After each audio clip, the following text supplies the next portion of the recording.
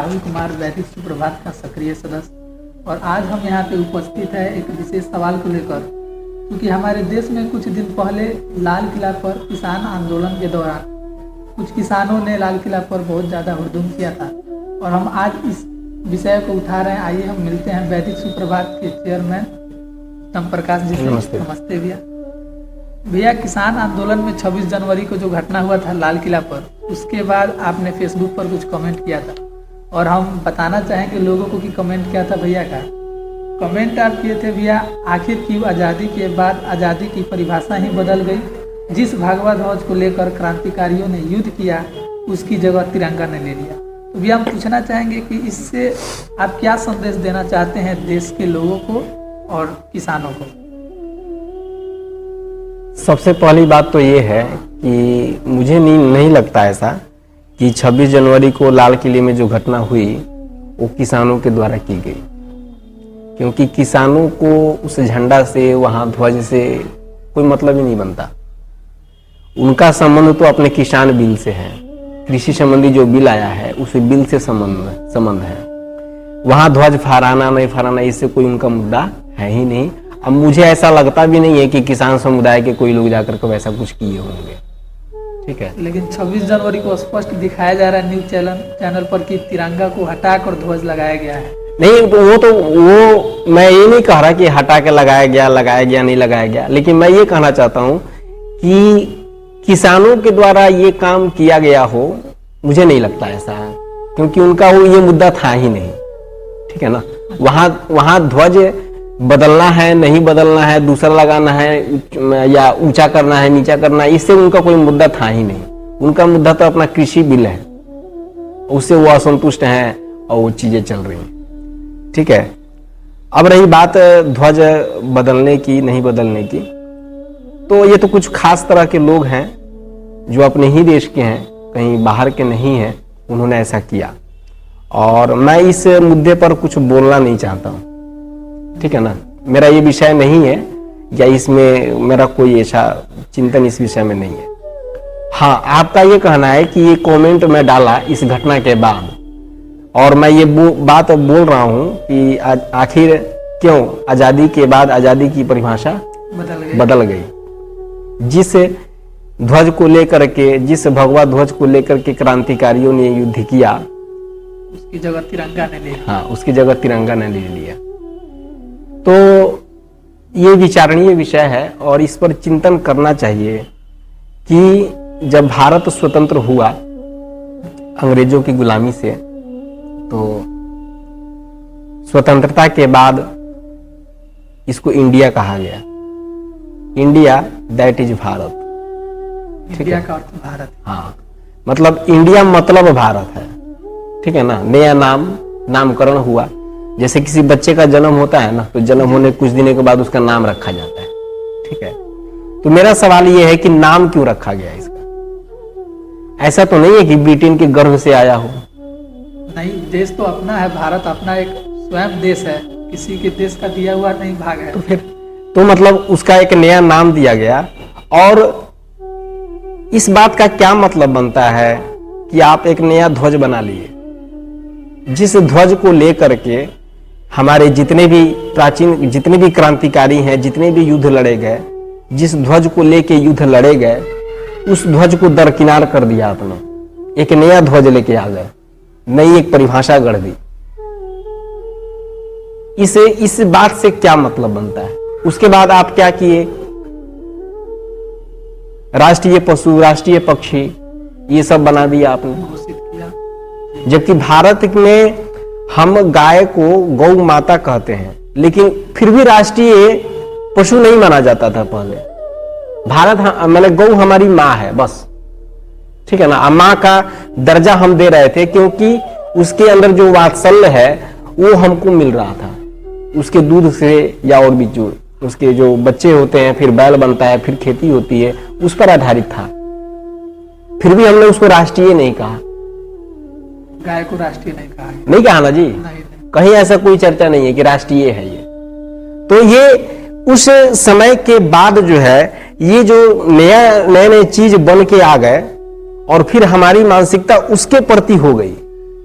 पहले से जो चली आ रही थी उसके प्रति हम शून्य होते चले गए। ये क्यों हुआ? 1857 का युद्ध जो है वो गौ के मुद्दे पर था ना। आज वो मुद्दा खत्म हो गया है। आज आप भगवा झंडा लेकर के अगर निकलते हैं कहीं पर तो आपके प्रति लोगों की दृष्टि अलग होती है, लेकिन अगर आप तिरंगा लेके निकलते हैं तो तिरंगा अगर आप लेके निकले हैं तो फिर दृष्टि बदल जाती है। मेरा सवाल यह है कि तिरंगा आया क्यों?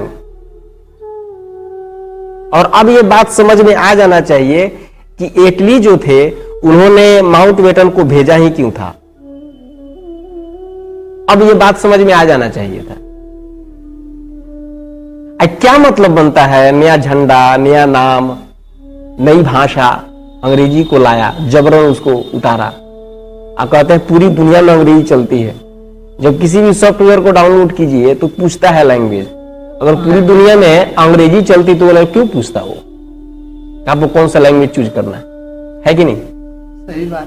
जब हमारे पास अपनी ध्वज पहले से थी, हमारा अपना नाम पहले से था, हमारी अपनी भाषा पहले से है कि नहीं, हमारी शिक्षा सारी व्यवस्था पहले से है, तो ये नया बनाने का क्या औचित्य था? नया बनाने का मतलब क्या था?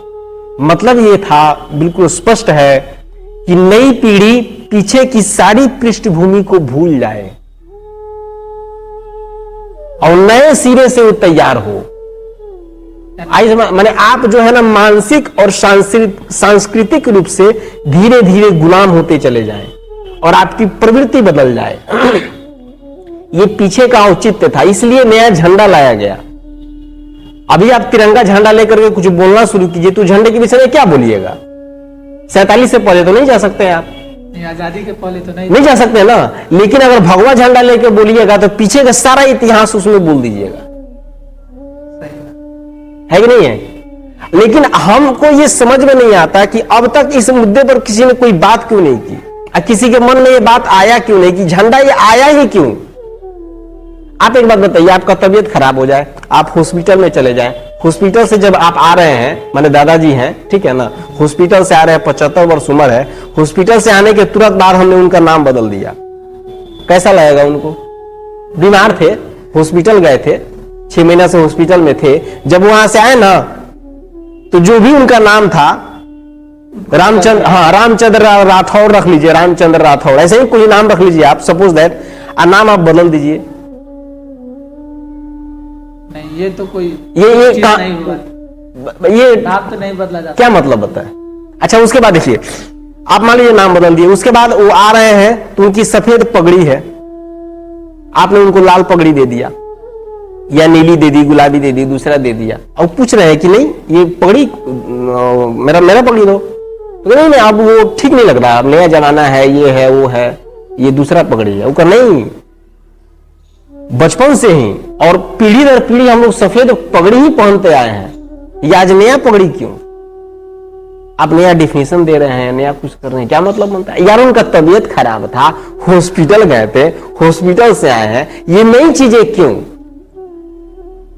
ऐसा तो नहीं है कि डॉक्टर के जो डॉक्टर ने वो कुछ परहेज बता रखा है, ऐसा तो नहीं है। ऐसा नहीं है, पगड़ी से कोई परहेज क्या? तो आप एक बात सोचिए, देश आजाद हुआ तो आजादी के बाद नया ध्वज क्यों, नया नाम क्यों, ये नई भाषा क्यों? हमारे लिए अंग्रेजी है कि नहीं? इसका औचित्य एक ही था कि आने वाली पीढ़ी आपका सारा का सारा अतीत भूल जाए और मानसिक रूप से गुलाम हो जाए। ये अब दूसरी बात यह है कि हम ये स्वतंत्रता दिवस मनाते ही क्यों हैं? अच्छा, एक बात सोचिए, आपने अपना पूरी तैयारी के साथ, अच्छा अब जो ब्रिटेन वासी हैं उनके मन में तो ये है ना कि चलो कोई नहीं, हम भारत से आए हैं, लेकिन भारतवासी अपने हर पीढ़ी को बताते थे कि वो मेरा गुलाम थे, है कि नहीं जी? यानी डायरेक्टली, हाँ डायरेक्टली, हाँ स्वतंत्रता दिवस मनाने का कारण यही, माने अंग्रेज समझते हैं कि हाँ उन्होंने कोई भी समझेगा ना कि चलो ये तो चलो ठीक है, हम वहां से आ गए, लेकिन वहां जो भी है, जो भी वहां एडमिनिस्ट्रेटिव में है या कहीं भी है, वो अपने हर पीढ़ी को बताते हैं कि देखो हम उनके गुलाम थे, मतलब वो हमारे गुलाम थे, बच्चों को ज्ञान दे रहे हैं वो। लेकिन हमने एक बार भी विद्यार्थी को यह नहीं कहते हैं कि हम भी कभी चक्रवर्ती सम्राट थे। जब से ईस्वी शुरू हुआ है, ईस्वी से पहले से चलता है विक्रम संवत, चलता है कि नहीं चलता? हमने कभी ज्ञान नहीं दिया बच्चों को और उसके पीछे का कारण नहीं बताया। बहुत अच्छा होता कि हम न स्वतंत्रता दिवस मनाते, न गणतंत्र दिवस मनाते, चैत्र शुक्ल प्रतिपदा मनाते, ठीक है ना जी। और उसमें उस ध्वज का महत्व बताते, विक्रमादित्य का के विषय में बताते, राजा अशोक के विषय में बताते, ये सारी कहानियां बताते। और उसमें हम कहीं कह देते कि समय समय पर हम दूसरे के प्रभाव में रहते रहे, बात खत्म हो जाता है। लेकिन हर पीढ़ी को यह ज्ञान देने की क्या औचित्य था, बताइए आप? हर एक पीढ़ी के मानसिकता में डाला जा रहा है कि हम गुलाम थे। इसके जानते हैं क्या होता है? इसके कारण से अगली पीढ़ी, आपने तो सब कुछ बदल ही रखा है, नाम भी बदल दिया, भाषा भी बदल दिया, झंडा भी बदल दिया, राष्ट्रीय सब कुछ। बताइए ना, अगर मोर मर जाए तो आप राष्ट्रीय ध्वज लेके जाइएगा, उसको लपेटिएगा, उसका अंतिम संस्कार जो भी करना है कीजिएगा। बाकी और कोई जीव जंतु मरता रहे, कोई मतलब नहीं है, केंद्रित हो गए मोर पर। हमारे यहाँ ये तो नहीं है। हमारे यहाँ तो सभी पशु समान है। सही पशु नहीं, सबको उनके योग्यता के हिसाब से सबको महत्व दिया गया है कि नहीं? सबको महत्व दिया। तो राष्ट्रीय का क्या मतलब रहा? मतलब यह है कि बाकी सबको खा सकते हो आप, क्योंकि वो तो जंगली स्वभाव के हैं, सबको खाना है, सबको बेचना है, सबके साथ व्यापार करना है, तो उन्होंने बना दिया और हम उसी में जी रहे हैं। अब है ना, मोर के प्रति हम सेंसिटिव है, लेकिन गौरैया के प्रति नहीं है, मैना के प्रति नहीं है, कबूतर के प्रति नहीं है। सबको मार के खाते रहो, बस राष्ट्रीय पशु को छोड़। हाँ, बस राष्ट्रीय पशु को छोड़ दो। क्या उचित बनता है यार? जानते हैं ये सब उनको खाना था, हमारे पास पर्याप्त है तो हमसे उनको लेना है, तो कुछ माहौल बनाना पड़ेगा ना। आखिर माउंटबेटन रहा क्यों यहां? हमको आजादी देने के लिए। क्या मतलब रहा है भाई? संसद में उतने जो संसद थे वहां बैठे हुए, अकेला ना माउंटबेटन था जी, बाकी तो सब भारतीय थे, कुछ को छोड़ के। कारण यही था। तो इसलिए ये तो इस पर बहस होना चाहिए और बात होना चाहिए कि ये सभी चीजें चेंज हो, जो हमारा पहले था वो आए और उसी पर चले। आप बताइए, अगर मान लीजिए हिंदू कैलेंडर, आप ये पंचांग अगर चलता, ये जनवरी फरवरी हट जाता, अगर वो चलता तो कितनी अच्छी बात होती है। अभी नेपाल में चलता है, और नेपाल में अभी हिंदू कैलेंडर चलता है ना, तो ये चलाने में क्या प्रॉब्लम था आपको? यहाँ अंग्रेजी कैलेंडर चला। क्यों चलता है? क्यों चलता है इस पर? क्यों जानते हैं क्या? देखिए, अब इसके पीछे का कारण समझ लीजिए आप। अंग्रेजों की यह नीति रही है, वो कहीं भी जाते हैं तो सबसे पहला काम ये करते हैं ना, सबसे पहला काम वहां के लोगों को बांट देते हैं, चीजों को बांटते हैं। वहां काट के खाने की परंपरा है, केक को काटते हैं तब खाते हैं, है कि नहीं? हाँ। फीता को काटते हैं तब खुशी मनाते हैं। हमारे यहाँ क्या है? गांठ को बांधा जाता है, गांठ बांधा जाता है ना। हमारे यहाँ दीपक जलाया जाता है तब खुशी होता है, वहां दीपक बुझाई जाती है कि नहीं? हमारे यहाँ है ना, लड्डू बनाते हैं, लड्डू सबको मिलाते हैं। अब वहां पर क्या करते हैं? केक को काटते हैं, काट करके वो खुशी मनाते हैं। इस संस्कृति वाले लोग हैं और वो उनकी यही ध्येय रहता है कि इसको गुलाम बनाओ किसी तरह से। क्यों गुलाम बनाओ? इसलिए गुलाम बनाओ कि आप जो है ना अपने संसाधन, अपना धन संपत्ति सब कुछ उनको देते रहे। हुआ कि नहीं? ये हम उस मार्ग पर चले, उस व्यवस्था से चले और बाहर से कर्ज लेके आ रहे हैं, कर्ज का कर्ज दे रहे हैं हर साल, है कि नहीं? हम विकास के लिए क्या करते हैं? पैसा लेके आते हैं, उसका ब्याज दे रहे हैं, अब ब्याज का फिर ब्याज दे रहे हैं और बैठे बैठे ले रहे हैं आपके, और आप बड़े खुश हैं कि हम विकास कर रहे हैं उसके के कंधे पर। अब उसको क्या जरूरत है आपको गुलाम बनाने की? ऐसे ही आप दे रहे हैं। तो मुद्दा ये है, और ये उन्हीं का नहीं है, इस्लामिक जो है उनका भी यही है। इस्लामिक जो मानसिकता है उसमें भी यही है। आज आप अगर मान लीजिए कि आप भारत में हैं और आप हिंदू समुदाय के हैं तो सब है, ठीक है। आज आपका नाम बदल रहा है, आप इस्लाम हो जाएंगे ना, इस्लामिक अगर में चले गए तो तुरंत आपकी सारी मानसिकता वहां के प्रति हो जाएगी, इस्लाम के प्रति। और जानते हैं, आपके मन में यहाँ की जो सभ्यता संस्कृति, यहाँ के जो महापुरुष हैं, सबके प्रति आप चेंज हो गए, आपकी मानसिकता, और आप सब कुछ वहां के लिए सोचिएगा। मतलब क्या हो गया? आप गुलाम हो गए, उनका गुलाम हो गए। तो इसका हो या उसका हो, दोनों का टारगेट एक ही है, गुलाम बनाओ, चाहे जैसे भी वो गुलाम बन जाए। विद्या प्रेमी तो रहे नहीं है कभी, विद्या से कभी उनको प्रेम रहा नहीं। विद्या भी वो इसलिए पढ़ते हैं, फिजिक्स इसलिए पढ़ते हैं ताकि व्यापार हो, केमिस्ट्री इसलिए पढ़ते हैं व्यापार हो, मेडिकल साइंस इसलिए पढ़ना है कि व्यापार हो। मेडिकल साइंस वो ऐसा नहीं देंगे जिससे आपकी बीमारी ना हो। सब कुछ उनका उसी तरह से बना हुआ है, इसलिए अंग्रेजी लाया गया। अंग्रेजी नहीं होता, अगर संस्कृत होता, हिंदू कैलेंडर चलता, संस्कृत होता, तो यहां चीजें अलग होती। लेकिन सब कुछ चेंज हुआ, बिल्कुल विधिवत। हम क्या सोच रहे हैं, चलो हमारा देश आजाद हो गया तो चलो ये होना चाहिए, राष्ट्रीय पशु होना चाहिए, हमें राष्ट्रीय ध्वज होना चाहिए। बताओ यार, हमको समझ में नहीं आया कि कहां गलती हो रहा है, ये समझना चाहिए था। सही बात है। समझ, जो क्रांतिकारी जिस ध्वज के लिए अपना प्राण निछावर कर दिए, उस ध्वज को छोड़ के नया ध्वज लाई। इसका कोई इतिहास नहीं है, इसका कोई अतीत नहीं है, इसमें कुछ छिपा नहीं है, आपका कोई औचित्य नहीं बनता इसका। और एक बात भी आपको बहुत अच्छा लगा कि किसी भी पशु को राष्ट्रीय महत्व न दीजिए, सबको समान रखिए, अपने उसके उपयोग के अनुसार, उसके कौशलता के अनुसार समान रखिए, ताकि सबको महत्व मिले। अब ये ना एक को बना दिए, उसका लोग राष्ट्रीय पशु समझ के हत्या नहीं करे और दूसरा को एकदम मार के खाए। अब देखिए ना, आप चले जाइए दुर्गा मंडप देखते हैं ना, वहां कई तरह का माने पशु पक्षी है, वहां पर है कि नहीं है? हंस भी है, सांप भी है, चूहा भी है, बाघ भी है, गाय भी है, बैल भी है, उल्लू भी है कि नहीं? कई तरह की चीजों को सम्मिलित किया गया वहां पर, कहीं ना कहीं किसी न किसी तरह से कुछ दिखा करके। हालांकि इस मुद्दे पर मैं एक अलग वीडियो बना चुका हूं, आप उसको देखिएगा, दुर्गा पूजा का महत्व, उसमें सारी चीजें इसमें विस्तृत उसमें दी गई हैं। चलिए ठीक है, बहुत अच्छा लगा आपसे बात करके। नमस्ते।